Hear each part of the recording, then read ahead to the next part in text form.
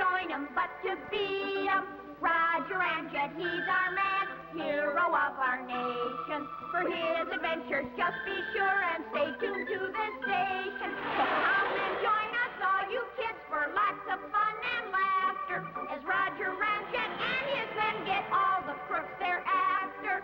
Roger Ramjet, he's our man, hero of our nation. For his adventures, just be sure and stay tuned to this station.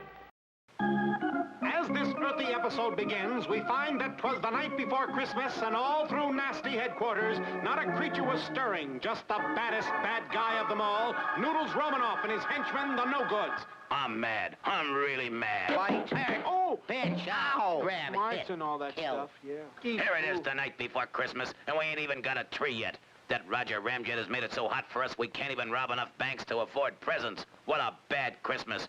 What are you guys giving me for presents? Oh, the holly and the frankincense and the frankincense and the prime. That's what I mean. None of us has enough money to buy presents. You know what I'd really like for Christmas? A partridge in a frying pan? No, I'd like Roger Ramjet in cement shoes, that's what.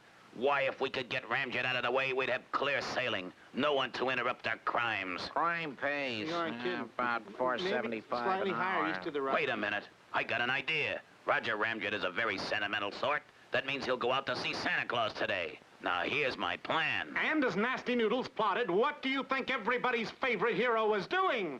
Roger, what are you doing? Looking for my stocking. It's Christmas Eve day, and I want to hang it up. Hey, Roger, when are we going to see Santa Claus at the Dim Dingle's department store and curtain rod emporium? Yeah, Roger, you promised, you know. Okay, let's get going now. Jingle bells, jingle all the way. And as Jolly Roger and the American Eagles crowded into the store to see Santa Claus, somebody had beat them to the beard.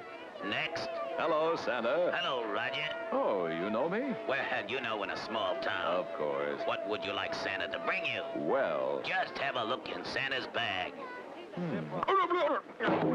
Well, boys and girls, how do you like them prunes, huh?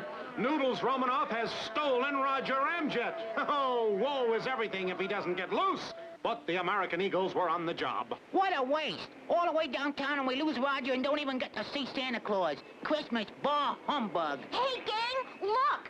It's Santa Claus and his helpers.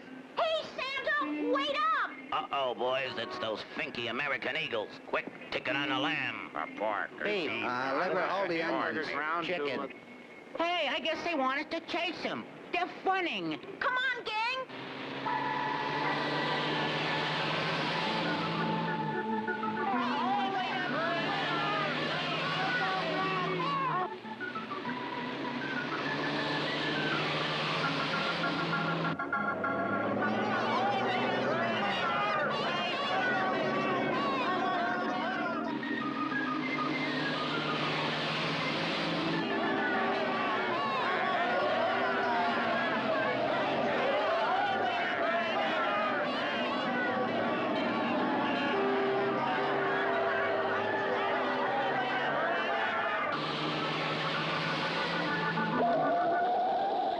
This is most disturbing. Quick, boys, into the hideout. Quick, bar the door. You're barred, baby. Couldn't you untie me now? I promised not to ask for so many things next year. Who knew you were so sensitive? We're in trouble.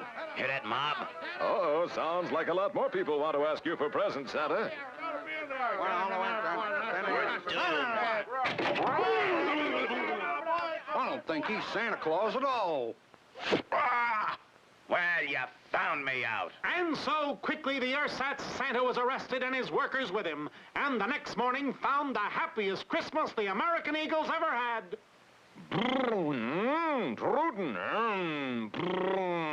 Even Tiny Roger.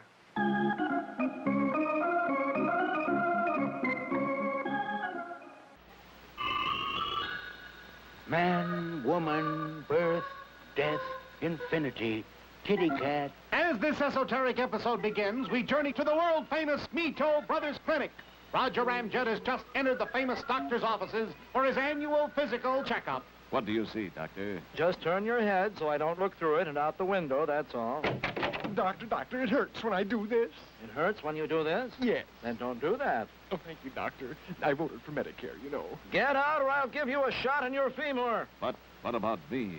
You seem to be in perfect health for a hero, but of course we'll have to wait for the x-rays. You just go back to your room and we'll call you. My room, yes. Let's see. Is this it? Big boat, steam shovel, rat ears. No, wrong room. And as Roger wandered about the hospital as aimlessly as possible... You're very sick, Mr. Cleavage. Lucky for you, we caught this in time. What is it you caught? I have no idea, but it's green. So there was a sick patient in the hospital, was there? But as luck might have it, guess what happened? Oh, yeah. Bumped you, didn't I? I'm sorry about that. That's okay. I just dropped the x-rays of Roger Ramjet. Oh, that's okay. I just dropped the x-ray pictures of Mr. Cleavage. But if you'll be quick enough to notice, the technicians in the laboratory got the pictures mixed up. Let's look in again and see what's happening at the world-famous clinic. Orange juice squeezer, football cleat, big old tree, goldfish innards. Oh, sorry, wrong room. Well, Doctor, is my yearly physical completed? Yes, it is, Roger Ramjet, ex-hero. What do you mean, ex-hero? I have your x-rays here, and they don't look good. Well, I'd be happy to pose for them again. That's not it. They're green. Is that bad? Next to blue, it's the lowest. You can't be a hero anymore. You're sick. Can't be a hero, but without me to protect the people, criminals will run rampant. And that's exactly what happened. Crime flourished everywhere. Doctor, the country's in trouble. Crime is on the increase. Nothing is sacred anymore. Well, I was reading where a little old lady was being robbed by a little old man. I'm sorry about that, Ramjet, but you're a sick hero. But I feel fine. An obvious lie, Ramjet. But suddenly the mistaken x-rays were discovered to be a mistake. You remember when I bumped into you the other day? Yes, it was wonderful. No, I mean, we dropped the x-rays. I think we got them mixed up. Why do you say that? Because my patient, Mr. Cleavage, was released, and he walked out of the hospital and was felled by the dreaded green disease. The green disease? That's just what Mr. Ramjet has. And that's what I'm saying, Nat mine. I think we mixed the pictures up, and Ramjet doesn't have it after all. Mr. Cleavage had it, not Ramjet. Oh, boy. We'd really be in for it if we weren't unionized, huh? The mistake was quickly corrected. Then you mean I'm not sick? I can return to the hero business? Yes, Roger, just as I had suspected all along. I'm getting out of here and stop all the crime that's been going on in my absence. Girl type, tennis ball, tinker toy, clarinet, drowning fish. And quicker than you can say hut-sut Rolson on the Rill-A-Raw, Roger had brawler through the crime wave.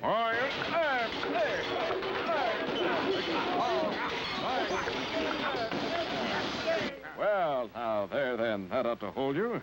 Roger Ramjet, you've done it again.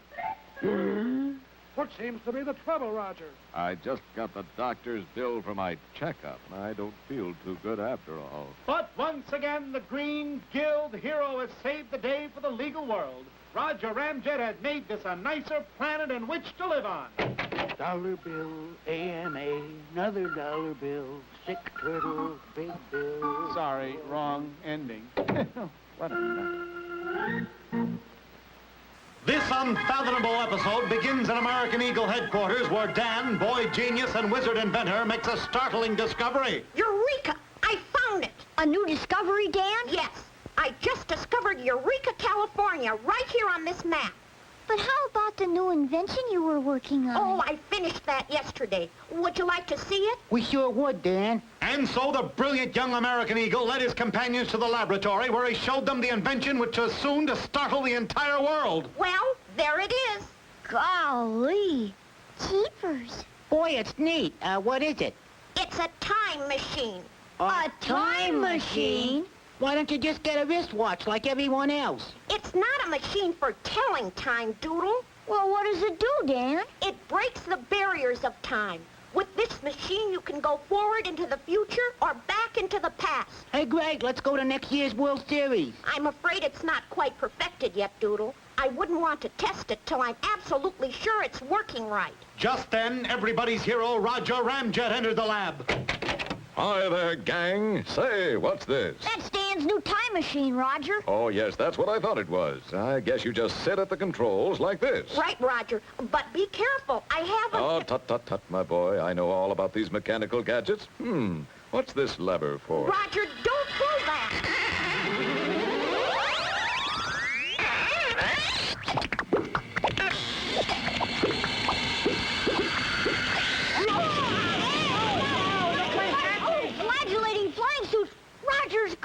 Yank was right. Roger had disappeared into history. I didn't want to hurt Dan's feelings by telling him his time machine couldn't possibly work. Still, something did happen.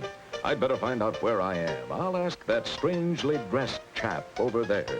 What's the matter for you, kid? Excuse me. Could you tell me where I am? Sunny Italy, what do you think? You feel okay, kid? What year is it? Maron, you must be crazy. Just like Looney Lenny. Looney Lenny? I'm a shoe. Leonardo da Vinci, he's crazy too. The immortal Leonardo da Vinci. Great Scott, I'm in Renaissance Italy. And so Roger Ramjet, finding himself in the 15th century, paid a visit to the great Leonardo da Vinci, artist, scientist, and brilliant inventor who actually designed the first airplane nearly 500 years ago. Senor da Vinci. Hey, Kitty, you got a funny clothes. You're looking like a swinger. Come in the house and watch me paint a little picture. The pitch? My shoe. Hey, lady, I told you better get that silly smile off of your face or I no paint your picture. I never saw a person like that.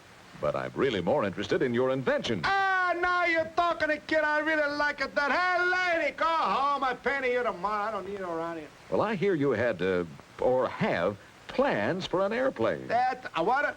A flying machine? That's all right, boy. I invented the flying machine, but everybody says I'm a cuckoo. I got a lot of great ideas, but nobody should understand me. Well, I believe in you, Mr. Da Vinci. You see, where I come from, we have lots of flying machines, even rockets that go to the moon. We have moving pictures and automobiles and radio and television and electric toothbrushes and automatic pickle slicers. What's the matter? Help! The police are coming to take this crazy nut away. He's a flipper his wigs. Meanwhile, at another point in time, Dan was still working on the machine. I think I've got it, Yank. Stand back. I'm going to throw the switch.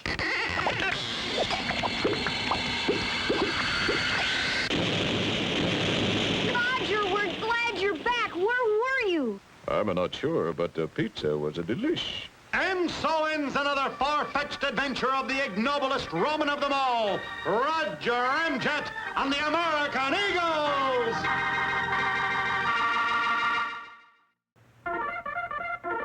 This irreducible episode opens in Washington, D.C., where General G.I. Brassbottom ponders an imponderable problem. I can't understand it, Hackenschmidt.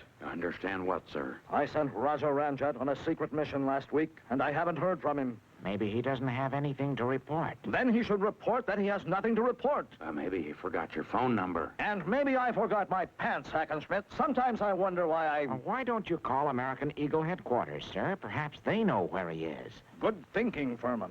But a phone call to American Eagle headquarters proved fruitless.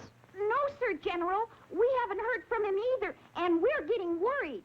Yes, my boy, we're all concerned. If we don't hear from him soon, I'll take immediate action. But another day went by, and still no trace of Roger Ramjet.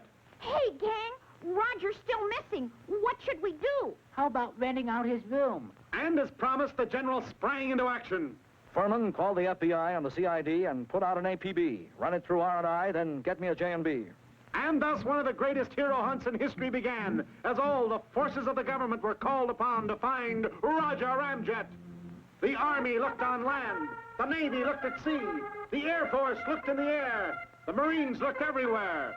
Say, that rhymes, doesn't it? Order a nationwide house-to-house search.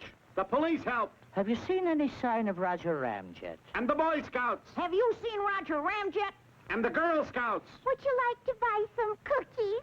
And still the search continued, but without a trace of Roger. I'm afraid it's no use. If he were able to, he'd get word to us. America faced the future with sinking hearts. But was Roger Ramjet really missing, never to return? Of course not. After all, he's the star of this show. So let's find out what's happened to him, shall we? Frankly, I'm at the end of my rope. But let me explain. Ramjet's secret mission had to do... Oh, it's all right. They won't tell. Ramjet's secret mission for the general took him to a certain mountainous area in the west. Being an experienced climber, Roger had alertly tied a rope around his waist and the other end to a large rock. As he crawled out on the ledge to get a better look, it happened. And not a soul around for miles. If I wasn't the star of the show, I'd say I was a goner. And there he swung for days until an old prospector happened by. Say, Sonny, that's a pretty shabby beginning at a hanging. Really takes me back, though. Haven't seen anyone swinging out here since the James boys was around. I remember one time... Excuse me, old-timer. I hate to interrupt, but do you think you could make a phone call for me? Or send a wire? What in the Buffalo Bill are you talking about? But after some pretty tall explaining, Roger finally got through. Okay, Sonny, I'll get you some help. Say, that fella Amici must have been a pretty clever cuss. And so Roger Ramjet was rescued. Hang on, Roger. We'll be home soon. And after a hero's welcome, he reported to General Brassbottom. Glad to have you back, Ramjet. Well, thank you, sir. Shall I report? Yes, man. What did you find? Even more than you'd hoped, sir. I spotted 3 russet-breasted wormsbeckers, a stifled grouch, 2 red-winged bootstraps, and a bob-tailed flush. Brilliant work, Ramjet. I'll be the hit of the Birdwatchers Convention. Hope it didn't cause you too much difficulty, man. Not at all, sir. Just part of the job. And so another important mission has been fulfilled in the service of our country. I forgot to tell the General about those buzzards. There were quite a few of them toward the end. Thanks to everybody's all-time hero, Roger Ramjet, and his brave American Eagles!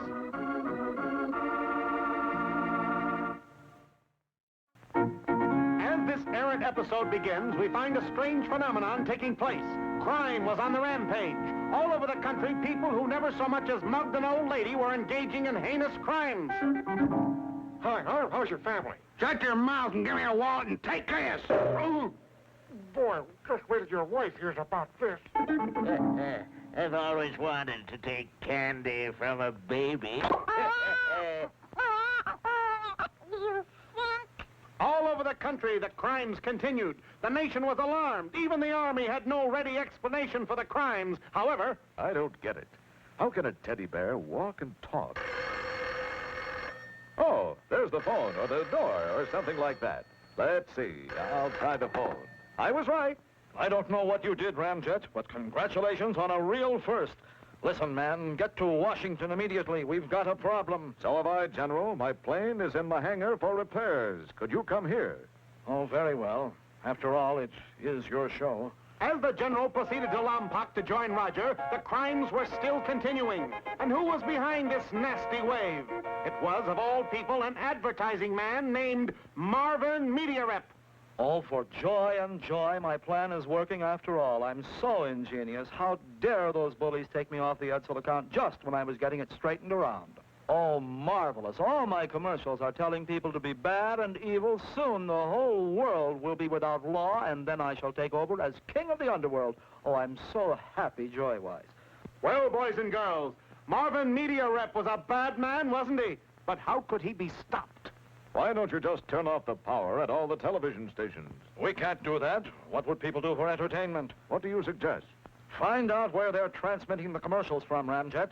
Then unplug his connections. I've got it. I have just developed a two-way signal finder. It seeks out transmission beams and tells us exactly where they are coming from. Wonderful. And so quicker than you can say, Campo Al Kukush, the boys were hot on the trail of the mysterious signal beam. Oh, my plan is working so well, I feel like running myself up the flagpole and saluting. But the last time I did that, I fell off pole-wise. I think I'll show one more commercial. Let's see. This one makes everybody want to kidnap somebody.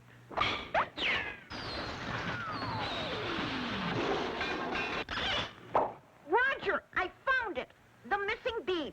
I know where it's coming from. Where, for land of Goshen's sakes? Madison Avenue in New York City. Quickly, they boarded Dan's plane and flew to New York.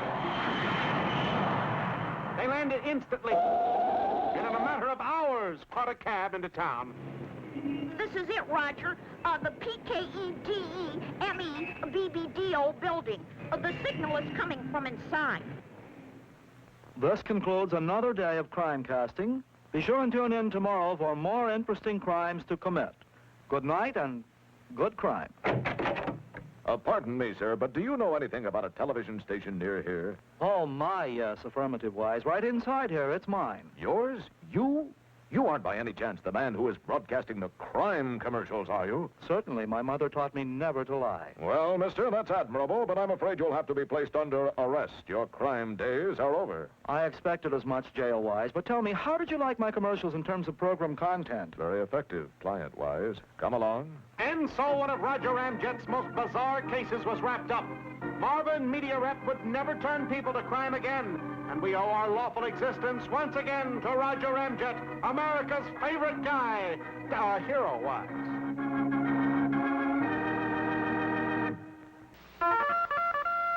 As this affluent episode begins, we find Roger Ramjet in a typical position, in trouble. What's wrong, Roger? What's wrong? I'm in trouble. That's what's wrong. Did the frog die? No, he's okay. It's just that there's too much business for one hero to take care of. Why don't you deputize me? With a proper expense account, I'd be happy to... No, Doodle, no. You and the other American Eagles are too young to be on your own. I just need an assistant. Well, why don't you get one? Well, that's easy to say, Doodle, but how does one go about it? Why not take out an ad? And not being a guy who wouldn't heed another guy's advice, that's exactly what Roger Ramjet did. And the ad read, Hero wanted. Roger Ramjet wants to open branch hero office.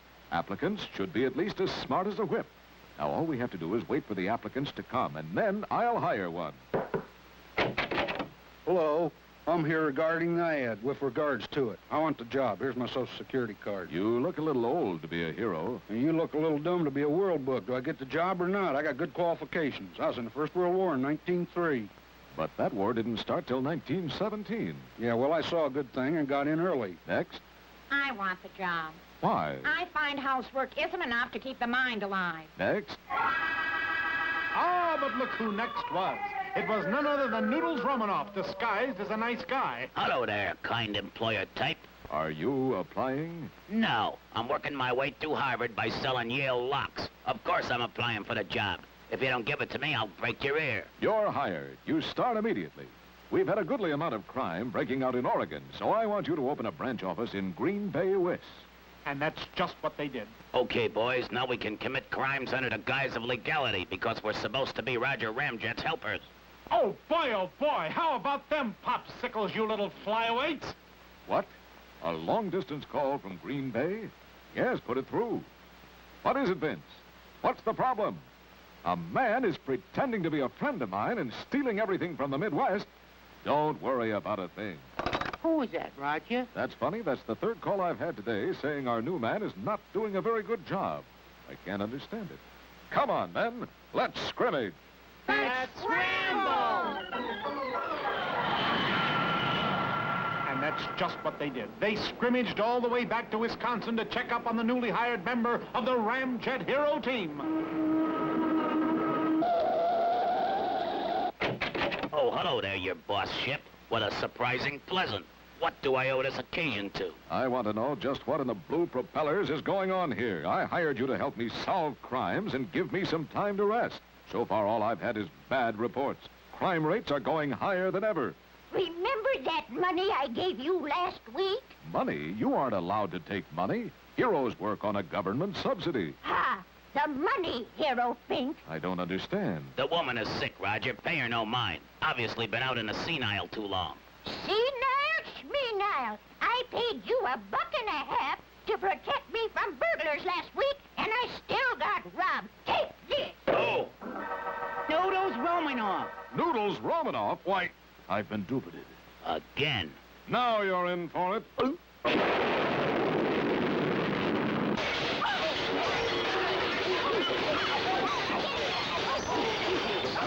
Boy, you swing a powerful club.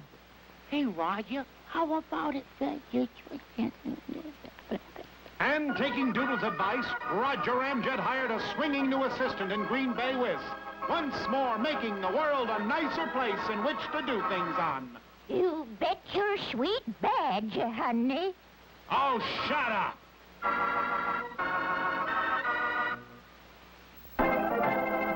As this excruciating episode begins, we find Roger Ramjet, everyone's all-American hero and devil-may-care flying fool, in a bit of a trauma. All right.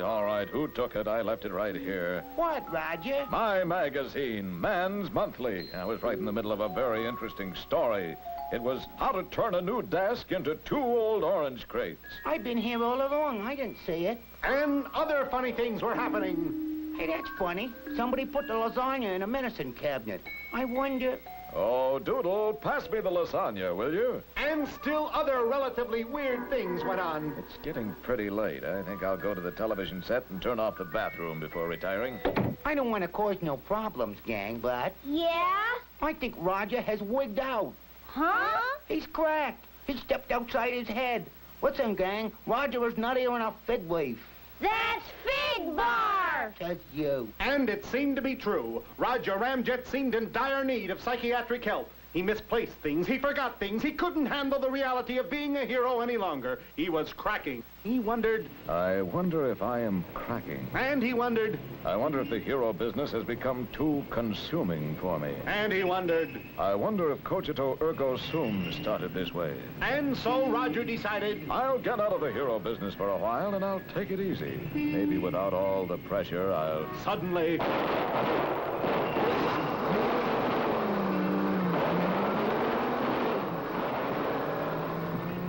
Hey, ain't you Roger Ramjet? Well, yes, as a matter of fact, I am. Well, why didn't you stop those bank robbers? Well, you see, I've retired from the hero business. You got the mind of a gnat. Okay, boys, they stole all the money. We gotta get more. I'm sorry, I'm just... Run an ad to the public and say we pay 5%, which means 5.13 when your funds are compounded daily, maintained for 1 year. Other robberies and kidnapping took place, but Roger didn't budge a hero muscle. Extra, extra evening paper! Ramjet falls up again! Roger, what is it? Looks like trouble. I'll say. Little Orphan Annie is 3 weeks late in reporting to Daddy Warbucks. Not that. Look at the headlines. Crime wave strikes city. Roger, you've got to do something about it. Not me. It makes me too nervous. Oh, come on, Roger. You're all right. But I don't understand. Roger, we're sorry. We thought you were flipping. We thought you were a little weird. But, Roger, it's you. It's you. Be a little nutty. That's right, Roger. Be a little screwy. Put the lasagna in the medicine cabinet. Sure. Set fire to the cat so you can really put him out. What do we care? You're a hero. That's right, Roger. Heroes aren't supposed to be like everyone else. Boys, you're right. I'll stop this crime wave. I'll do it. I'm a true hero. I'll take a proton energy pill and pound the crime out of them bad guys. But first, I think I'll sing a song. Get the body out of here!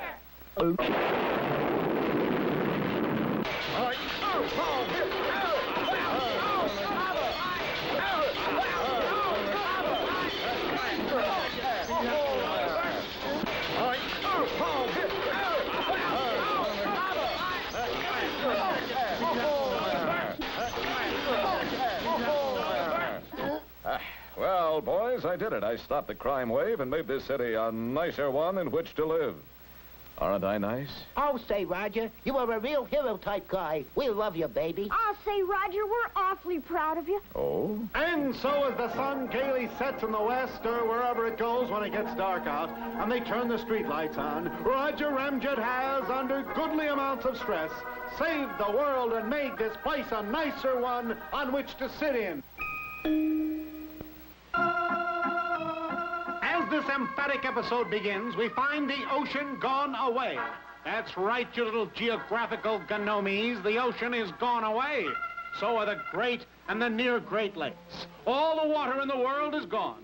It's a real problem. I'm thirsty. Oh, so get a drink. I tried doing that, but all I got was dust. And so, Mr. and Mrs. America, there ain't no ships at sea. That's right, every body of water in the world has disappeared. There are no more lakes or streams, no more oceans or seas, no more water in the world. And the milk ain't tasting too good neither. Did you hear that, Roger? Yes? And aren't you surprised? I'll say I didn't think I'd even turn the news on. I don't understand. I mean about the water shortage. What should they do? Well, let 'em drink cake. Roger, we gotta find out what's happening to the water. All right, Doodle, let's get started just as soon as I grab a shower. Roger, sometimes you're about as interesting to communicate with as a dead orange juice. But try as they may or might, and as they may or might, or whatever it is, no one had any luck in locating the precious H2O, or water either, or for that, anything wet. I don't understand it. The water has to be somewhere, but where? And just as Roger was about to throw in the towel, thinking he'd never need it again anyway, his stalwart assistant and nifty American Eagle Squadron member, Dan, entered. I have an idea, Roger. I figured out where the water has gone. Good. That will save me time. Where? Into the ground. There must be a leak somewhere, and all the water leaked inside the earth. That's wonderful, but how do we get it back out? And into the pipes and sewers where it belongs? That's the part that hangs me up, too. But it didn't hang Roger up, not for long anyway. I'll take one of my proton energy pills, patent pending, and burrow into the center of the earth. I'll force all the water back and find the leak and seal it up. Then everything should be all right, right as the rain that falls from above. And don't you think that's just exactly what he did?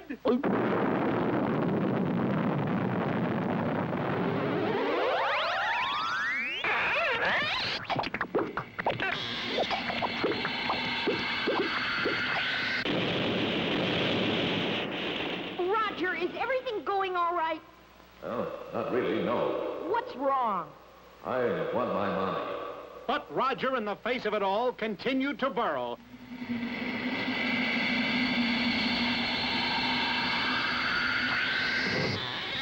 He finally reached the hidden chasm where the water had leaked to, and taking a deep breath, he blew it all back to the surface of the earth. And then he found that indeed there was a huge crack in the earth which had allowed the water to drain away. Quicklier than before, he doubled his pleasure, doubled his fun, and stuck 2 wads of gum in it instead of 1. Roger, I don't know how to thank you. We're terribly grateful. You certainly are. One of the poorest showings of gratitude I've ever seen. Just a check or a few bobs in cash would have done it, but... Roger Ramjet, we hate you! You are the lowest! But why are all those thousands and thousands of children mad at me? A lovable hero if there ever was. Well, I'm not sure. Because now we have to take our Saturday bath! Or Friday. And so, with soap in its eyes, the free world salutes Roger Ramjet, the hero who saved this world from becoming dirty. Hey, you want to heat some more water, Mom? That's much more better, sweetie. Thanks.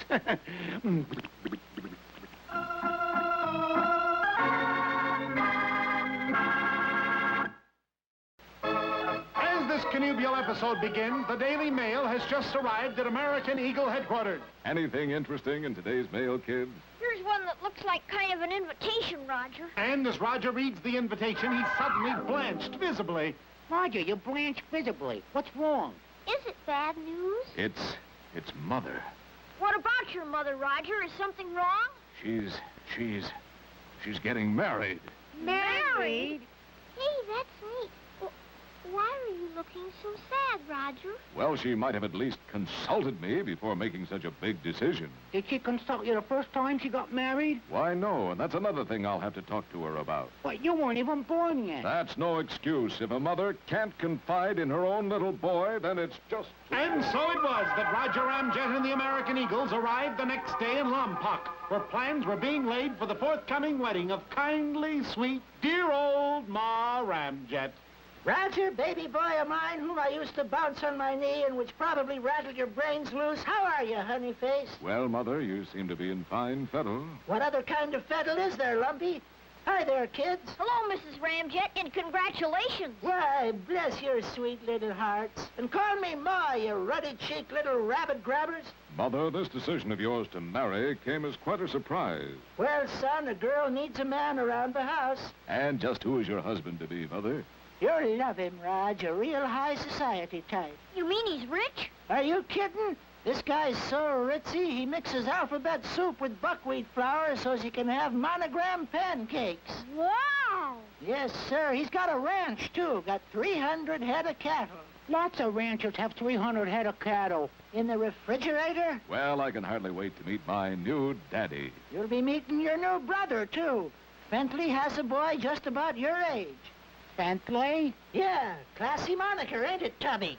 Ow! And so the festive day was at hand, and the cream of Lompoc society turned out. Suddenly, Roger spotted a familiar face. Lance Crossfire, ace test pilot and my principal rival for the affections of Miss Lotta Love. What are you doing at my mother's wedding? Roger Ramjet, all-American superhero and all-around pain in the neck. What are you doing at my father's wedding? You mean my mother is marrying your father? We'll be brothers. Oh, what a disgusting thought.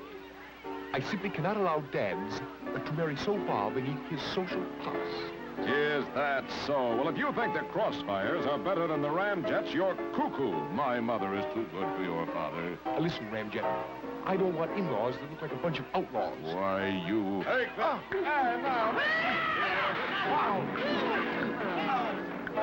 Friendly, honey, this is horrible. Our little boys are fighting. This media, I can't allow that vulgar ruffian to strike my lance. I'll shatter your lance if you don't watch that mouth, sweetie. Tell that grinning jackanapes of yours to keep his paws off my baby or I'll cut... Please, ma'am, you're speaking to a crossfire. I'll give you a crossfire, you Bruno's fake. Take this. Wow, what a left hook. Now I know where Roger learned to punch. There, that does it. The wedding is off. Mother, I am sorry if I spoiled things for you. Don't give it a second thought, boy of mine. I was getting cold feet anyways. But all these people... No use wasting all these refreshments. Let's have a party.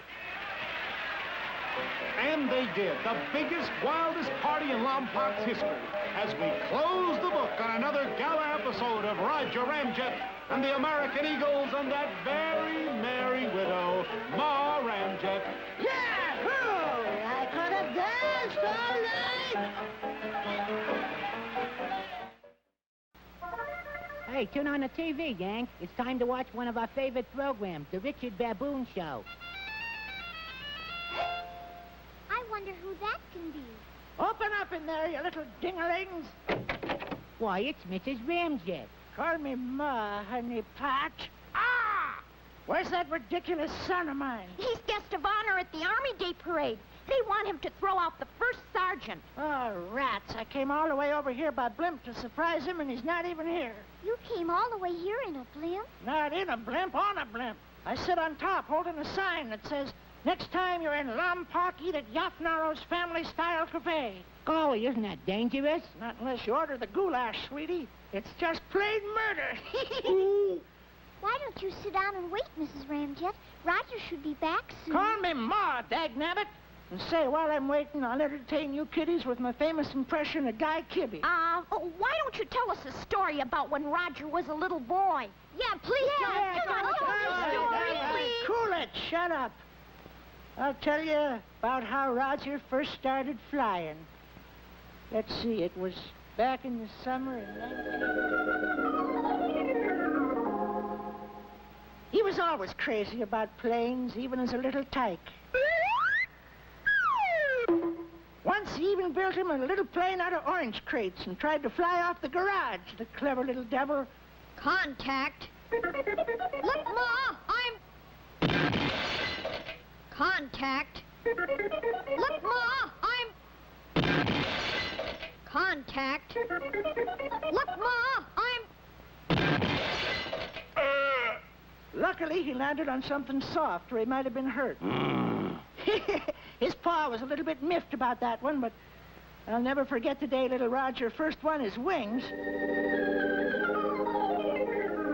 I was taking the little Dickens up for a ride in my Jenny. The plane was warming up when all of a sudden I remembered I'd forgotten to bring my thermos bottle full of lemonade, which I always carried in them days in case of emergency. Now, you wait right here, Sonny. I'll be right back. But no sooner had I turned my back when a dirty, low-down plane rustler, they had a lot of them in them days, stole my airplane with my poor baby in it. Jeepers, Mrs. Ramjet, what did you do? Call me Ma, you little dimwit. Well, I hollered a lot. You low-down, no-good plane-stealing kidnapper, I'm going to tell Sky King about this. That's tough, lady. And then what happened? Well, that plane rustler didn't realize he was dealing with a ramjet. When little Roger saw how mad I was, he went into action.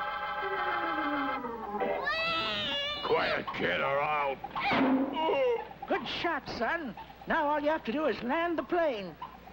Jumping joysticks, he's too young to fly. What happened? When? After Roger knocked out the crook, how did he get the plane down safely? Well, that's where good breeding took over.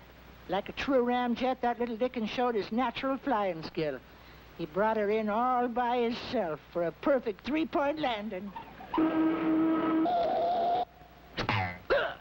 How many times have I told you to fasten your safety belt? Boy, what a neat story. Glad you liked it. Tubby? Oh! Sorry I can't hang around here any longer, kids, but I'm being picked up in 15 seconds. Tell Roger I dropped in, and so long for now. Oh, my goodness, she jumped right out the window.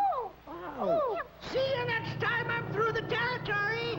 Happy landings!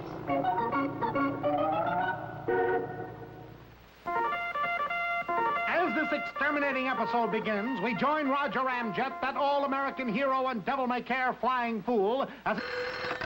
Hello? Oh, yes, General Brassbottom. What? Come to Washington? Well, I'm rather busy, your warship. Very well, sir. If it's that important, I'll be right there. I don't like the looks of this. The looks of what? That's better. It unnerves me to see you come in without falling down. Glad I could help. Ramjet, we've got a real problem. Red Dog is acting up again. Red Dog the pirate? No, Red Dog the brain surgeon. Of course, Red Dog the pirate. Do you know any other Red Dogs? No, but there's a little spotted terrier on the street where I live. Red Dog is attacking every ship on the ocean. Last week he looted 342 vessels. You've got to stop him. Unfortunately, we're depending on you. Don't worry, General. What? Me worry? And so Roger was right back in the thick of the hero business. In order to stop the criminal antics of Red Dog the pirate, Roger thought... I'll have to locate him. And he thought... I'll have to capture him. And he thought... I'll have to file my income tax. Wait, I have it. The perfect way to stop Red Dog. A pirate can't operate without an ocean, so I'll drain the ocean. And that's exactly what he did. Roger Ramjet dived into the ocean, climbed to the bottom, and pulled the ocean plug, draining all the water out. Well, that should fix him. No more water, no more pirate. Aha, but Roger didn't reckon on the likes of Red Dog the pirate and his trusty bird, Carl Bob. Arr, it's things like this that tend to cut a pirate's income down. Rock, dry as a bone.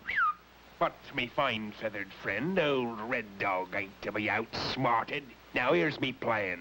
And what do you think his plan was, you little red-eyed viewers? Red Dog put wheels on his boat and made... a prairie schooner. Rock! Come on, Carl Bob. Now we can pirate people all over the world. Hey, you want to get that contraption over in a slow line? Shut up, matey. We're coming aboard. I gotta move closer into town. Give me your valuables. Ethel's never gonna believe this. Rock, thank you kindly. We're coming aboard. Well, move to the rear of the bus. Put your purses in the pot, boys. Rock. That's the last time I'll leave the driving to you, Ralph Cramden.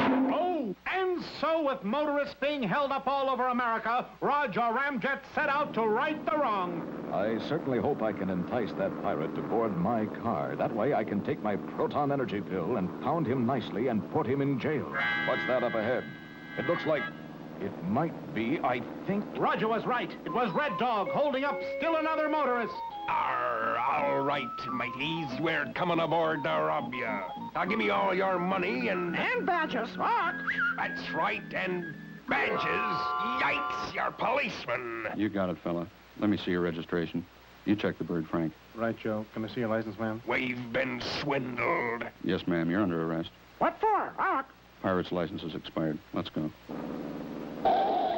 Congratulations, officers. You've just captured two of the most dangerous criminals in the world.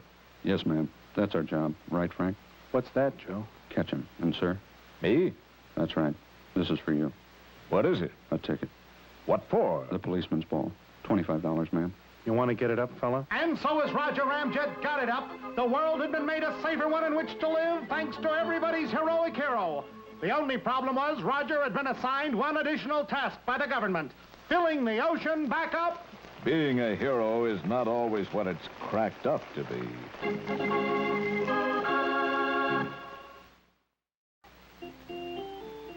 Boy, you sure have some interesting pictures here, Roger. Yes, and there's a story behind each one of them.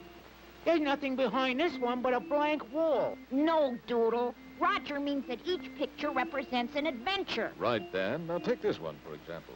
Spy rings, Roger. Tell us about that one. Well, that case began right here in American Eagle headquarters one day many years ago. I was relaxing one afternoon when... come in. Quickly, bar the door. Right. Lock the windows and pull down the shades. Right. Oh! Are you positive the phone isn't tapped? Are there any hidden microphones? Have I been followed? Get out of here, you nut. Oh, sorry, old man. And perhaps I should introduce myself. Oh, nonsense. I'll be glad to introduce you. What did you say your name was? The same as it is now. My, that's a long name. I'll bet your mother had a lot of trouble getting it all on your gym shorts. No, dear fellow, I'm Blunt. Oh, I wouldn't say that. A little frank, perhaps, but... No, I'm James Blunt of Her Majesty's Secret Service. You mean the James Blunt, the famous spy guy? Quite. Better known as Agent Triple Zip 86. But what do you want of me? A simple all-American good guy, superhero, and devil-may-care flying fool. Ramjet, I'm about to begin a mission which involves great danger. Perhaps even an attempt on my life. Now, I need your help, old man. And so it was that I found myself working with the great James Blunt, somewhere in Europe, aboard a train known as the Espionage Express. Awfully glad you've accepted this assignment, Ramjet. Train trips can be frightfully dull when you're traveling alone. But where are we going? Well, the Espionage Express doesn't go anywhere. It just runs up and down the tracks while the passengers steal things and spy on each other and neat things like that. Great Scott, they tried to kill you. No. That's just the first call for the dining car. Shall we be off for a spot of din-din? As we sat in the dining car, I realized what I might be in for. Every known spy, counter-spy, counter-spy, and cutthroat in Europe seemed to be on that train. Charming bunch, what? I hate to be nosy, but just what is this assignment all about? Now, I'll tell you, Ramjet. Since I'm a master of disguise, my enemies aren't sure which is me and which is you. They know that one of us is carrying secret information, and they'll stop at nothing to get it. At that moment, the train went through a tunnel, and the car was plunged into darkness. Hello, darling. Please give me the information or I will shoot your nose off. I'd shoot my mouth off if I had any information, miss, but I... All right, Ramjet, up against that wall. Now, see here, I'm... I say, getting exciting, isn't it? Listen, Triple Zip, whatever your number is, you'd better give me that information in case they get you. Oh, perhaps you're right, Ramjet. Now listen closely. I've had enough of this, and there's only one way I know of settling things. One of my proton energy pills will get me out of this mess.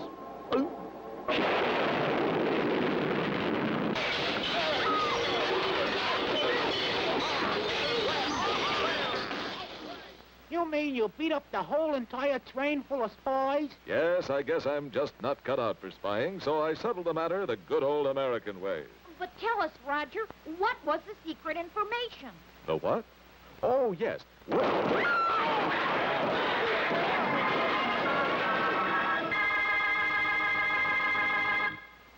As this erratic episode begins, we find the United States Forestry Department in a goodly amount of trouble.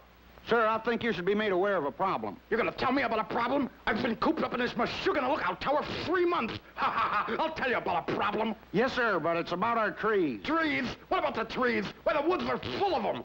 The woods were full of them, sir. They're disappearing. They're being pilfered, stolen, swiped. And strange as it sounded, that's exactly what was happening. One by one, every tree in the forest was being taken.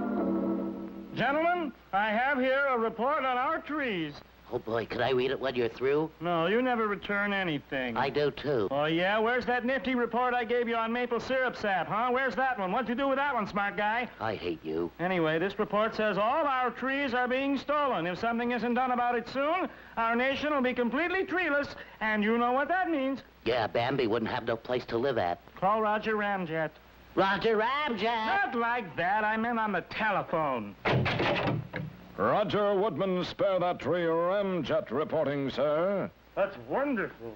Ramjet, we need your help again, probably. Get out there and find what's happening to our trees, then put a stop to it. Immediately. Hello, good rangers. How's it all going, tree-wise? Poorly. Just look around. Nothing left of the tree but this huge hole. Right. Then, suddenly...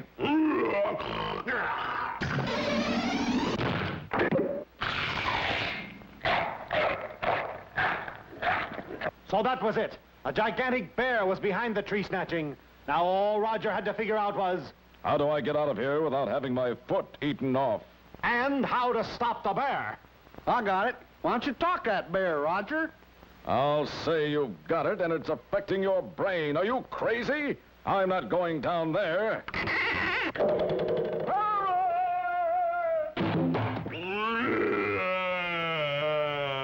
Oh, hello there, Bear.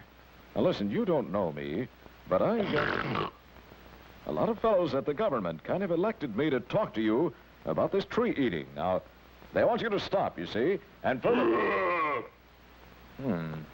I don't like the looks of this. Well, I don't know what this bear is up to, but I've got to get out of here. The best way to do that is to take one of my proton energy pills. They give me the strength of 20 atom bombs for a period of 20 seconds. There. So that's it. He's a circus bear. And he escaped? That's right, he's never been in the woods before, and he doesn't know what to eat in the wilds. That's why he's destroying your trees. Just take me to him. I can stop him. There you are, gentlemen. The problem is solved, and the threat to our forests is eliminated.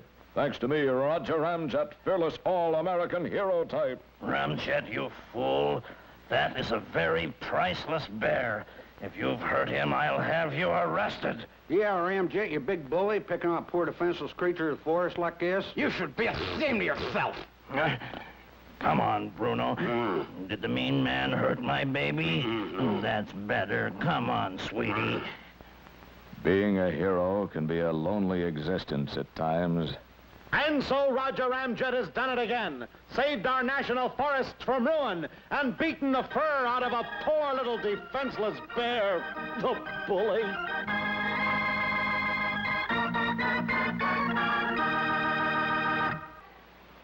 As today's stifling episode begins, we find the world in a scorcher of a problem. The weather all over the world had suddenly turned unbearably hot. I've never seen it this hot in December.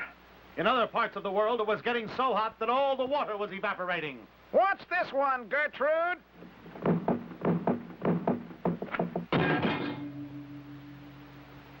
It looked as though the whole world would melt unless something could be done. This was a job for Roger Ramjet. Well, boys, anyone have any suggestions? Roger, I think I've got it. Some evil forces must be tinkering around with the sun. And sure enough, the solenoid robots were orbiting the sun in a spaceship covered with mirrors, which reflected heat and light all over the world, 24 hours a day. It won't be long now. Soon the world will be weak from heat frustration. Then we'll take over, Buzzclick. I see the trouble. It's the solenoid robots. They're reflecting the sun's rays with giant mirrors. We've got to break this up. Break mirrors? That's 7 years bad luck. We'll have to capture them in toto. Hey, that's good. I never been to Toto. Come on, gang. One for all and all for one. The Eagles fly till the job is done.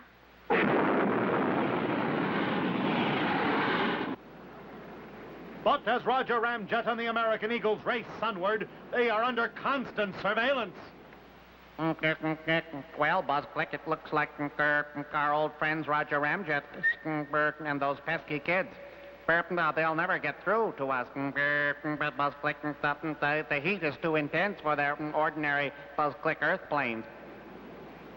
The robot knew of what he spoke, for as our heroes neared the sun... Hey, my controls are beginning to melt. It's no use, kids. If we get much closer, we'll become the first airborne barbecue. That sun's just too hot. Let's return to Earth, Roger. I have a plan.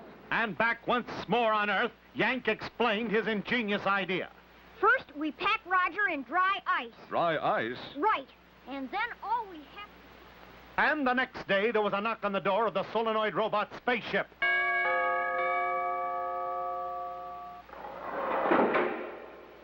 Package for anyone at this address.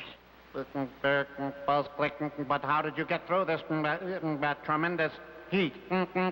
Guess you weird-looking foreigners don't know the motto of the United States Postal Service. Neither rain, nor snow, nor heat, nor gloom of night can stay this courier, that's me, from this swift completion of his appointed rounds. Say, you better get that package inside. It's starting to melt. So long, Sonny. It seems to be something packed in ice. Let's see what it is.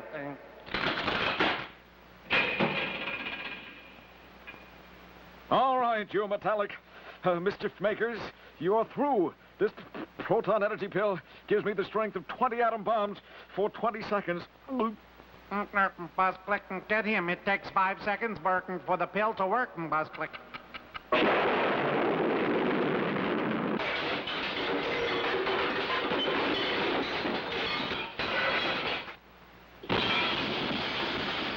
And in a trice, Roger Ramjet had subdued the solenoid robots, crippled their evil spaceship, and smashed the mirrors which were causing the terrific heat wave. There, that puts a stop to your hot ideas, you metal menaces. I've smashed all your mirrors. Buzzclick, yes, but now you're in for 163 years of bad luck. Nonsense. I don't believe in your silly superstitions. And so, once again, thanks to Roger Ramjet, the world is a cooler place to live. Good afternoon, football fans. This is Vincent Yapnaro welcoming you to the first Cosmic Bowl football game here in glamorous, star-studded Lompoc. This first interplanetary football game pits Chicken University from the planet Earth and Crunch U from the planet Hurt. We take you now to the chicken dressing room, where Coach Canute Konechny is whipping his team into a fever pitch. Boys, I guess you know how important this game is. Now, don't growl when I'm talking. Now, men, this is going to be a tough one. Now, you don't have much of a chance, but get out there and try to win one for old Chick. Get out there and go, go, go. Once again, this is your play-by-play announcer, Vincent Yapnaro. Celebrities by the droves are here today. I can see that idol of the silver screen, Bernard Schwartz. And who's that lovely lady with him? Why, it's Mrs. Vincent Yapnaro. Ah, and there's that all-American flying fool, Roger Ramjet, who has been accorded the honor of throwing out the first player for slugging. Roger has another special reason for being here today, fans. The star halfback for Chicken U is his cousin, the famous Elroy Crazy Head Ramjet. Elroy looks good out there, doesn't he, boys? The game is about to begin, sports fans. I see the two captains meeting with the referee in the center of the field. Captain Nork, this Captain Bicep. Captain Bicep, this Captain Nork. Chicken University. Crunch you. You call a toss of the coin to see who'll kick off, Captain Nork. Heads. Heads it is. You win, Captain Bicep. Crunch U has won the toss and elected to receive, and here comes the kickoff. Crunch U takes the kick on the 5, and the blocking wedge quickly forms. All right, they're busting up all my dots. What a devastating attack. Crunch U brought the kickoff back 50 yards. Only a great play by Elroy Crazy Head Ramjet saved a sure touchdown. But wait a minute, Crazy Head may be injured. Crazy? Crazy, speak to me. Hello, up there. Heck, Coach, they don't hit so hard. Gosh, Roger, now Chicken U is in real trouble with your cousin out of the game. Yes, my boy, but the game's not over yet. Our team won't give up. They've got the real chicken attitude. I must say that Chicken University team has fought with real chicken heart. They're taking a physical beating out there, and their star halfback is out of the game, but they're still losing by only one field goal, 3-0. Wait just a minute. Crazy Head Ramjet is up on the sidelines. He's coming back into the game. Are you sure you feel all right, Crazy Head? Sure, Coach. Perfectly adorable. Oh, that's wonderful. Roger, did you see that? The other player tripped your cousin. Yes, Yank, and that's not fair. I'd hoped I wouldn't have to resort to this, but the other team is cheating. There are just seconds remaining in the game, and it's beginning to look hopeless for the Chicken University team. Wait, what's this? Roger Ramjet is running onto the field. Here, boy, take this proton energy pill. It gives you the strength of 20 atom bombs for a period of 20 seconds. No, I don't think I should without consulting my physician. But don't be crazy, Crazy. Time for just one more play. The Chickens line up in a wishbone formation. The ball comes on a direct snap to Crazy Ramjet, and he's off around right end. Crazy's at midfield. Another Crunch U tackler bounces off. He's at the 30, the 20, the 15, the 10, the 5, and he's over for a touchdown!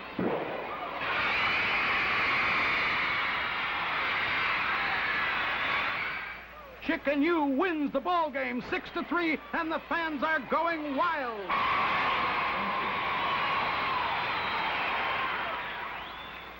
Well, kids, Chicken U has won the game. Yes, thanks to you, Roger. Your proton energy pills have done the job again. Oh, it was nothing, really. Let's hear it for Roger Ramjet. Hip, hip. Hooray! Ooh. This macabre episode begins in the secret underground laboratory of the old adversary of Roger Ramjet, that fiendish mad scientist and world-famous monster maker, Dr. Frank N. Schwein. You're bound to get a winner one of these days, Doc. So I attach some of these whatchamajiggers? Electrodes, you fool. How long have you been in the monster business? All my life, Doc. It's the only line of work I know. Say, me and you sure put together some beauties in our time, haven't we? What happened to most of them? They became All-American tackles at Big Ten schools. What else? All of them? No, Sidney, just the smart ones. The rest became TV comedy writers. And so the evil Dr. Frank N. Schwein prepared to create still another terrible creature to terrorize grown-ups and delight little children who think monsters are neat. Ready? Here goes.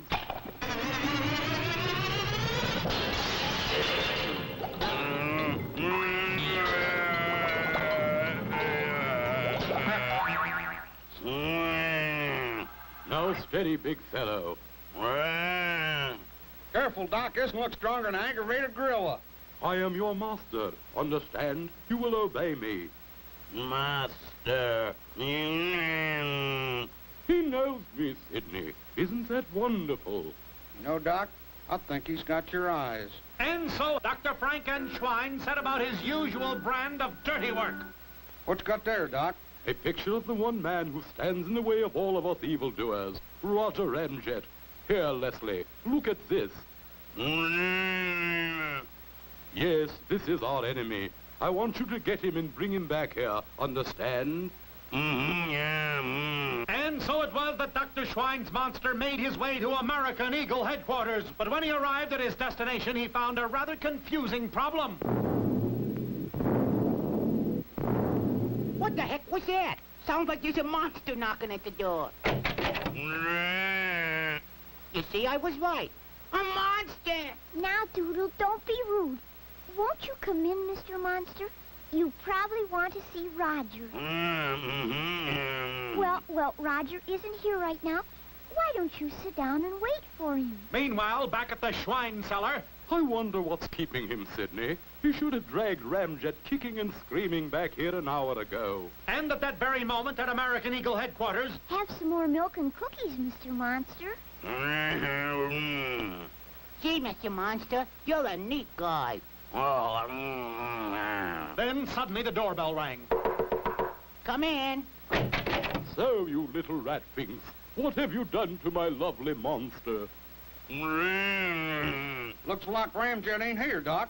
Then we'll take these sniveling brats instead. Seize them, Sidney. But the bad doctor was in for a rude surprise. Hey, oh, the monster's turned against us. But, Leslie, we were such friends. Oh, thank you, Mr. Monster. I think you're sweet. I hope Roger lets you stay right here with us all the time. But such was not to be the case. On the very next day, they bid him a sad goodbye. Goodbye. So long. Leslie. Where did Roger say Leslie was going to live? Roger found him a lovely home and a job with some nice people in Green Bay, Wisconsin. And so ends another monstrous episode of Roger Ramjet, the American Eagles, and a certain 400-pound linebacker named Leslie.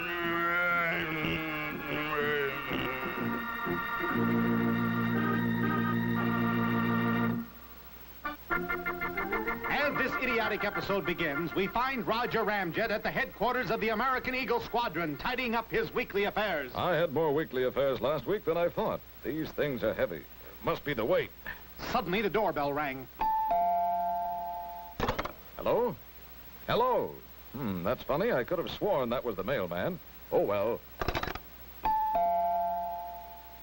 Oh, it's the doorbell. Hello there. Alkaline ailerons. You're a horse. Well, you found me out. Not only are you a horse, but you're a talking horse. Not only are you perceptive of sight, but your ears work, too. Of course I'm a horse. May I come in? Oh, yes, of course. Where are my manners? Under the table there, holding up a napkin. What is it I can do for you? What's your name, anyway? My name is Roger. I'm new in town. In fact, I ran away from my ranch. What a coincidence. Oh, did you run away from your ranch? No. Our names are the same. Horse? Roger, now what do you want here? I need help. Somebody rustled my rancher. I heard you were a hero. Thought I'd make it worth your while. I'll give you 10 bales of hay, and that ain't money. I'll do it. But isn't it a little unusual? Generally, outlaws rustle horses.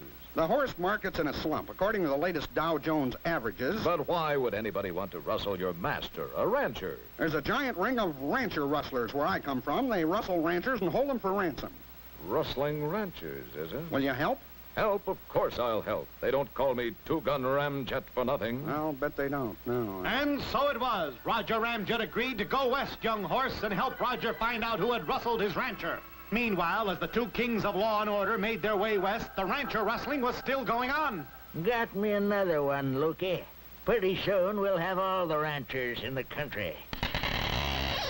Yeah, boy. Won't that be a kick in the saddle horn? I do believe. Well, with all the ranches gone, we'll be able to take over the whole West, New Hampshire and all. New Hampshire ain't in the West, Lukey, you low-down ignoramus. You really know how to hurt a chap, don't you? So that was the plan, was it? It won't take Roger Ramjet long to figure this one out, will it, boys and girls? I don't think we'll ever get to the bottom of this plot. Of course we will. The reason the guys are rustling ranchers is because they're bad. Now, why didn't I think of that? Tomorrow we ride. We'll find out where the outlaws are operating. Okay, men. Men, then you know what to do. There's only one more raid to make, and we're going into town and rustle everybody there. And then we'll have every rancher west of Des Moines. Then we'll take over all the land.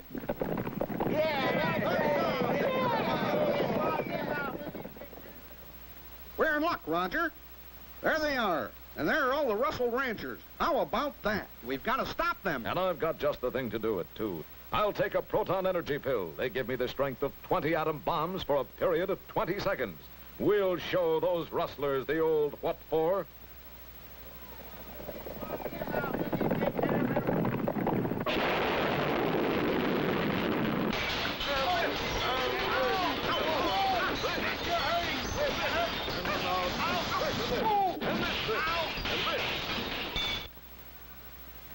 We're sure to thank you, Mr. Ramjet, but there's just one thing. Yes?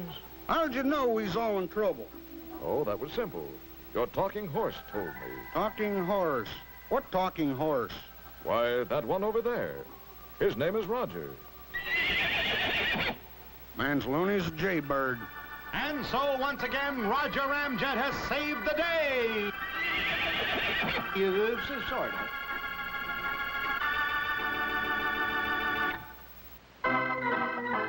As this well-written episode begins with the nation's foremost advertising executive, the man who was responsible for selling more juice from contented cows than any other man was flipping. He was somewhere else. Are you somewhere else, sir? Somewhere else? Of course not. I'm right here in the old company dugout. I think he's flipped his executive cork. Yes, he has, or hasn't. It was really much simpler than that. Although Winfield Carlton, Advertising Executive Plus, had won it all in business, there was one thing lacking. He had never played on a winning company team in the advertising agency's softball league. Is there anything else, sir? Yes, just this word of advice. Keep your spikes high and throw ahead of the runner. His fellow executives may not have understood, but Winfield Carlton did. All his life, he'd wanted to play on a winning softball team, and now was his chance. His team was in the finals of the agency playoffs. If he could win, his life would be worth it. But could his team win? Well, team, are we going out there to get them, agency-wise? We're in trouble, team-wise, sir. Why is that, question-wise? Don't we have what it takes this year? Well, we did have, but our star pitcher is out. Out? What's he doing? Making a pitch. He's in Chicago after that new soap account. No. The no account? But he's letting the team down. We'll never win without him. This is our big chance to show them all. CR, BBDO, JWT, K&E, DUMB. We've got to win the advertising softball tournament or I'll never be able to face myself. But whom do you think just happened to be walking down Madison Avenue about that time of New York Day? Ha-ha, that's right. Roger Ramjet, all-American good guy and devil-may-care flying fool. It's certainly good to be back here on Advertising Row, Yank and Doodle and others. Look, Roger, coming out of that building. A bunch of nuts. Wait, I think that man is Winfield Carlton, the man I wanted to talk to about handling my public relations. Quick, boys, let's follow them. Taxi! And as Roger and the boys sped after the other car, the one carrying Winfield Carlton to a company softball game he couldn't possibly win, other forces were exerting pressure. Well, our opponents for the championship softball game aren't here. They have only one more minute. If they aren't here by then, they lose. We'll be champs even without them playing the game. That'll be so much fun. I won't even have to get my abbeys dirty. We're ready to have at it, boys. Let's start the game. But you seem to have only 8 men, old man. That's 1 man too few softball-wise. I'm afraid you lose. Pardon me, sir. I wonder if I could talk some business. Business at a time like this when it's 3-2 on the old infielder and there's nobody warming up in the bullpen? How can you possibly... Well, when you put it that way... Wait, just a chalk mark full. You're my new account man on the flower account. Well, when you put it that way... Take this ball and pitch. Well, when you put it that way... But as the game got underway, Roger Ramjet did the team thing to do. He played as hard as he knew how. Roger, because of your fumbling and stumbling, we're behind 3-0, but with 1 out left to play. There are 3 men on base, and you're up to bat. If you hit a home run, we win. I understand, Mr. Carlton. What do you want me to do? Drag a bunt down the second baseline. They'll never expect it. And that's just what Roger intended to do. But first he thought... I think I'll take a proton energy pill. That will give me the strength of 20 atom bombs for a period of 20 seconds. Just in case we go extra frames. And as Roger prepared to bunt... The pill had given him so much strength that he bunted the ball out of the park and into the little theater off Times Square, nearly hitting Olin Soule, Barbara Luddy, and Les Tremaine. Roger Ramjet, you've won the game. You've made me the happiest advertising executive in the entire world. I was happy I could help, sir. And as the sun and the field and the game and the team and Mr. Carlton slowly sinks into the advertising world, we bid adieu to Roger Ramjet, who once again made this a nicer world in which to live on for a few minutes.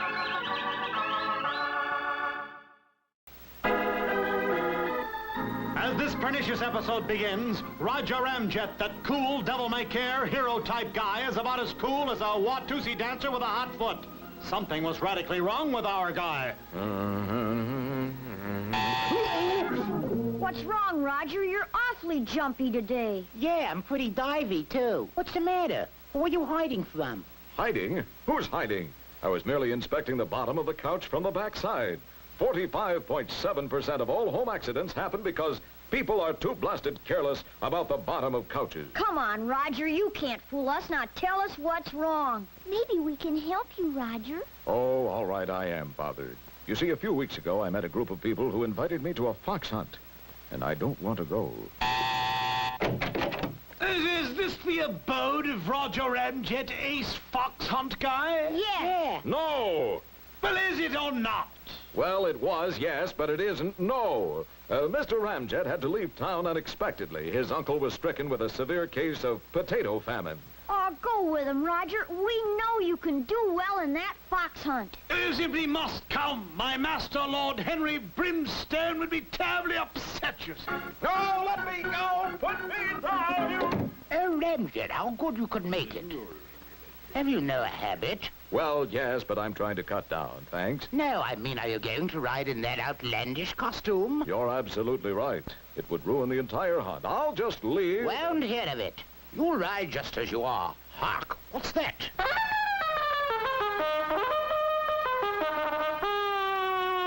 Come, everyone, the hunting horns are heard. Horns are hunted, herds the horny hunt. It's time to catch that lousy fox.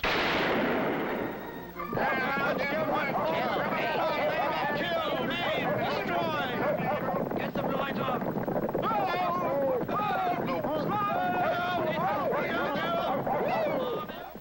Slow down there, saltine or wafer thin or sea biscuit or whatever your name is. It's only a game. What do you have against the little fox, anyway? But, you know something, Horace? I don't understand what you see in this sort of thing. Well, we've caught the little rascal after all this time. Don't shoot. Don't shoot. What's the matter, Horace? Here, what do you think you're doing? Don't harm that fox. Leave him alone. Kill, kill, kill! I've been chasing that fox all my life. I'm sick of it. I'm going to put an end to this. And now, once and for all.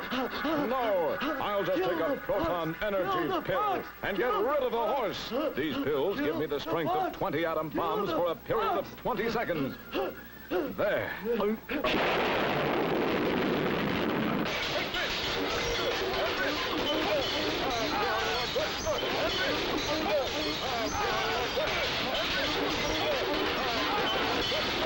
I must say, Ramjet, this has been one of the most interesting fox hunts in the history of our club. And because you're such a good sport, we're awarding you the fox as a pet.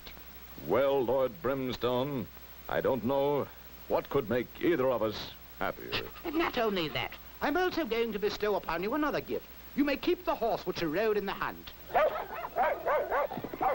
Wait up now! Hold on there! And so, once again, Roger Ramjet has lived through another true-to-life adventure virtually unscathed, except for a bruise or two.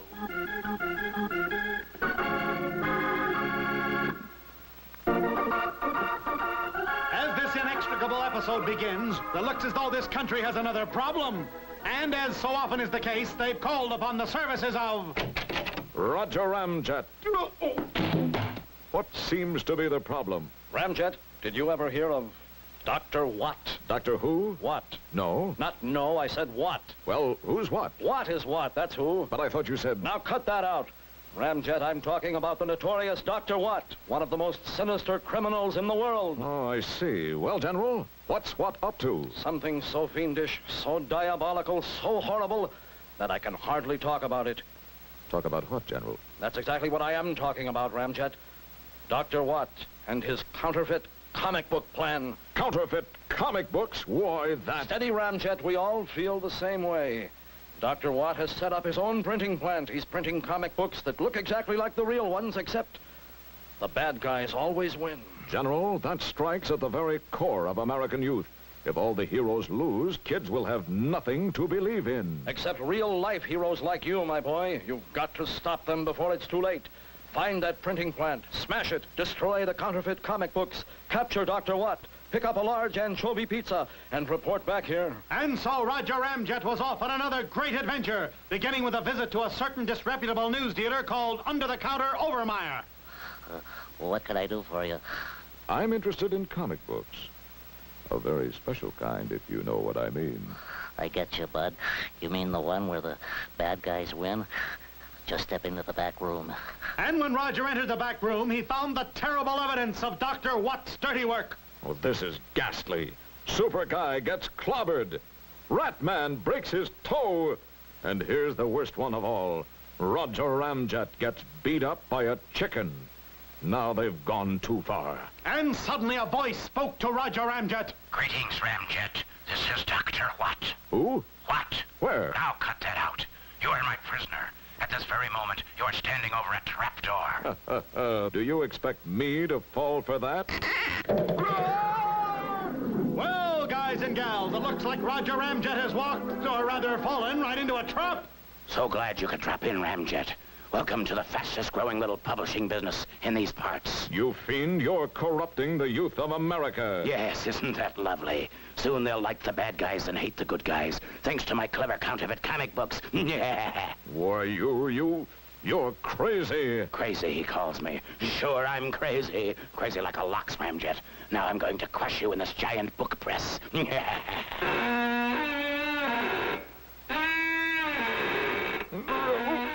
I've been in some tight squeezes, but this is ridiculous. Oh. Pinwheeling payloads. The pressure is forcing my proton energy pills out of my pocket and into my mouth. Oh, gee, it's hard to swallow when you're lying down. Now, Dr. What, I'm going to give you what for.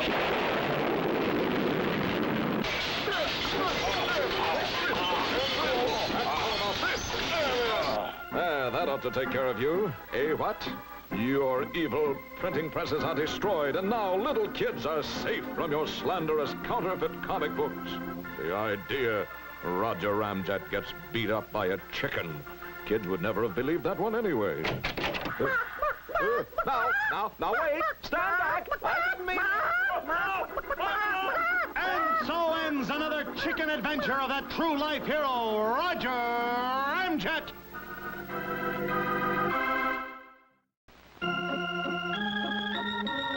As this extracted episode begins, we find the Earth Olympic hockey team hard at practice, readying itself for its upcoming match for the championship of the universe against those fast-skating checkers from outer space, the Crunch Canucks from the planet Hurt. Boys, I think you can beat those big bruisers from Hurt.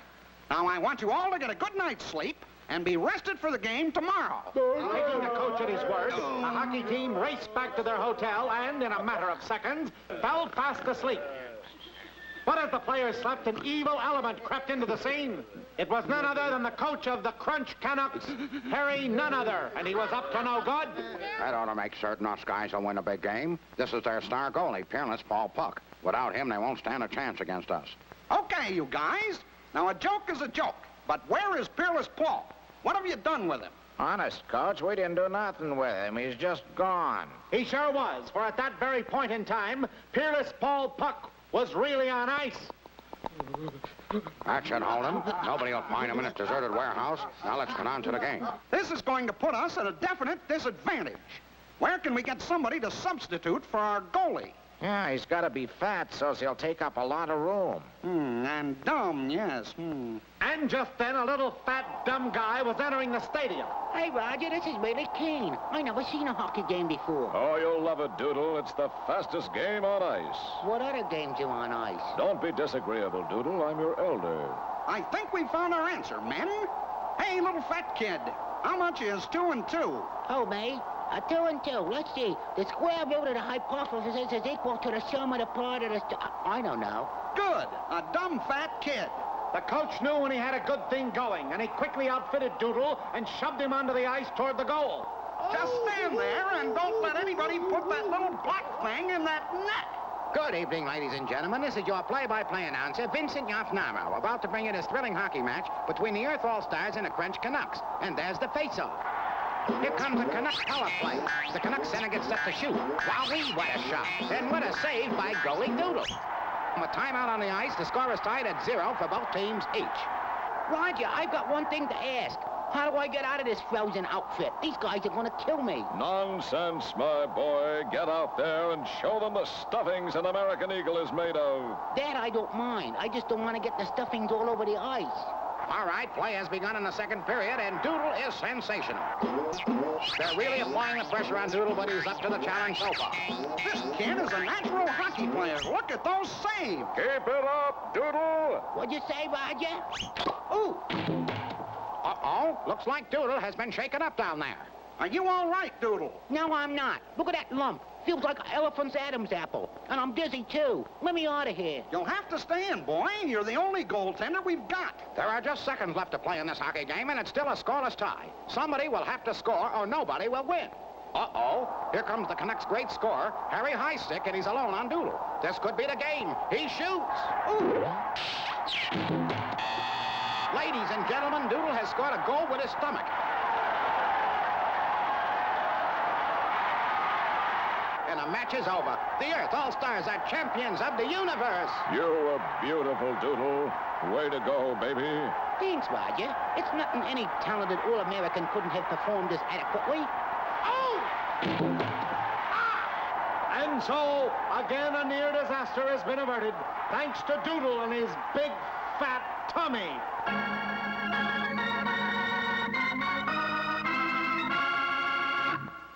Gosh, Roger, it's sure nice of you to show us all the pictures in your family album.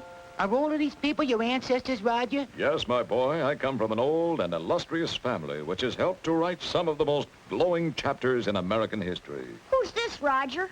That was my great-great-great-great-great-great-grandfather, Elihu Ramjet. What did he do? It was he who loaned his key to Benjamin Franklin, the very key which Franklin attached to a kite string to prove the existence of electricity. On that same night, however, poor grandfather got pneumonia because he was locked out of his boarding house during a terrible rainstorm. You mean your grandfather didn't have enough sense to come in? Quiet, Doodle. And who is this gentleman, Roger? He looks nautical. But nice. That was a great uncle of mine called Sinbad Ramjet. He was the first American sailor in history to become seasick in the face of enemy fire, prompting Admiral John Paul Jones to utter his now famous remark, "Get that man below."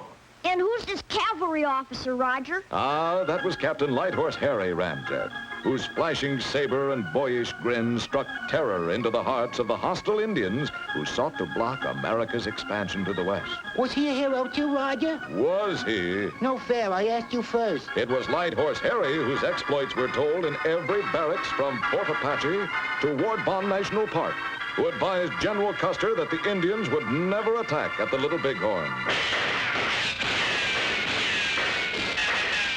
Does it hurt, sir? Only when I remember that I listened to you, Ramjet. Golly, look at this picture. Who are they, Roger? Well, kids, now you see how far back the Ramjet family can trace its flying history. Those are my great-uncles, Oral and Wilford Ramjet, inventors of the first airplane. But I thought... Please, Doodle. Go on, Roger. Even though their first attempts were failures, they never gave up.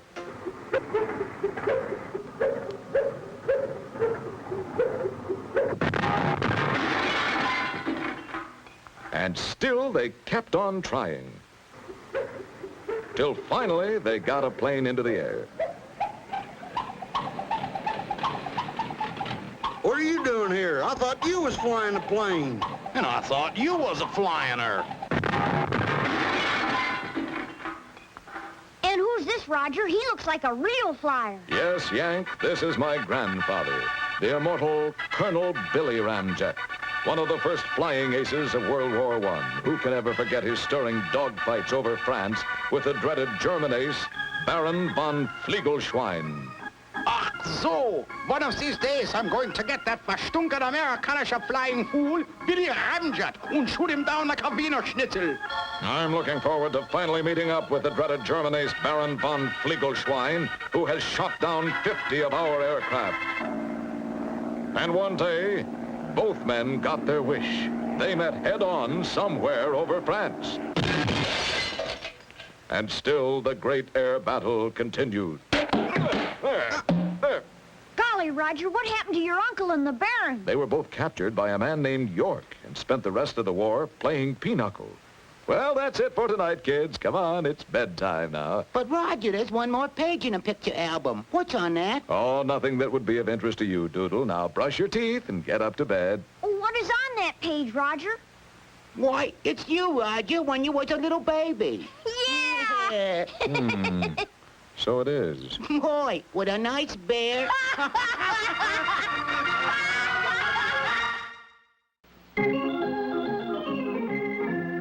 Today's arbogastic episode begins, we find Roger Ramjet, that all-American good guy and devil-may-care flying fool, in an especially jolly mood as he greets his young friends of the American Eagle Squadron. Oh, good morning, everyone. Hi, Roger. Hi. Is that all? Yeah, I guess that's about it, Roger. Oh, well, don't you kids know what day this is? Sure we do. Well, that's more like it, yes. Sure, it's April Fool's Day. Yeah, but we decided not to play any April Fool's joke this year. It's kind of juvenile. Oh, I see. Are you sure it's... What's bothering you, Roger? Nothing at all. I think I'll go out for a walk. Gosh, I feel like a rat pretending we forgot it was Roger's birthday.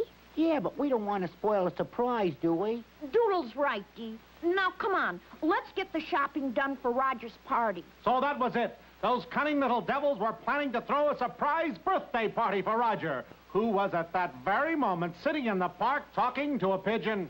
You know, Walter, I really don't care because the kids forgot my birthday. I mean, what the heck?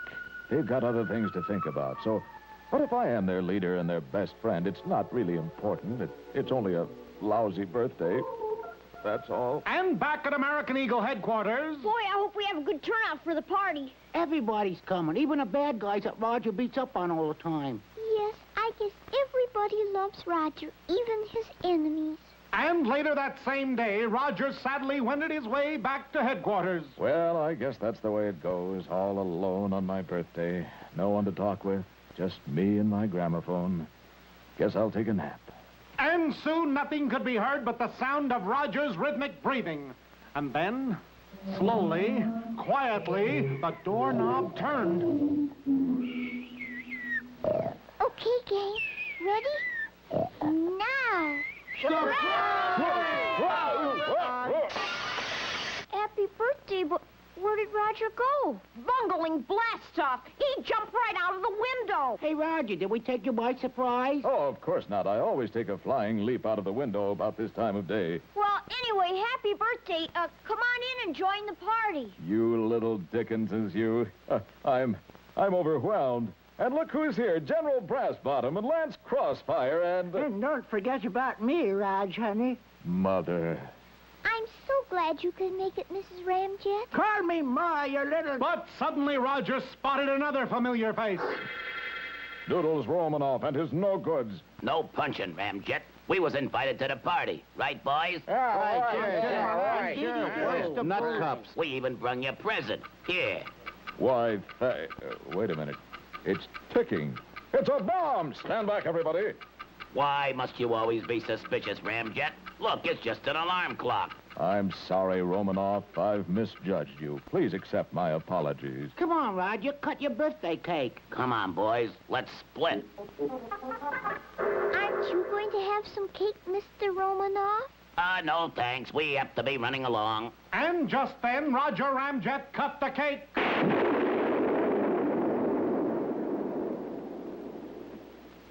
Romanoff, you dirty... It may be your birthday, but it's also April Fool's Day. So long, sucker.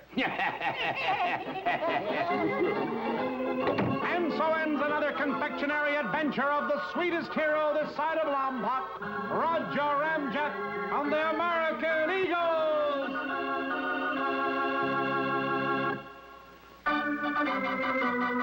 When Ramjet takes a proton pill, the crooks begin to worry. They can't escape their awful fate from proton's mighty fury. Roger Ramjet, he's our man, hero of our nation. For his adventures, just be sure and stay tuned to this station. So come and join us, all you kids, for lots of fun and laughter, as Roger Ramjet and his men get all the crooks they're after. Roger Ramjet, he's our man, hero of our nation. For his adventures, just be sure and stay tuned to this station.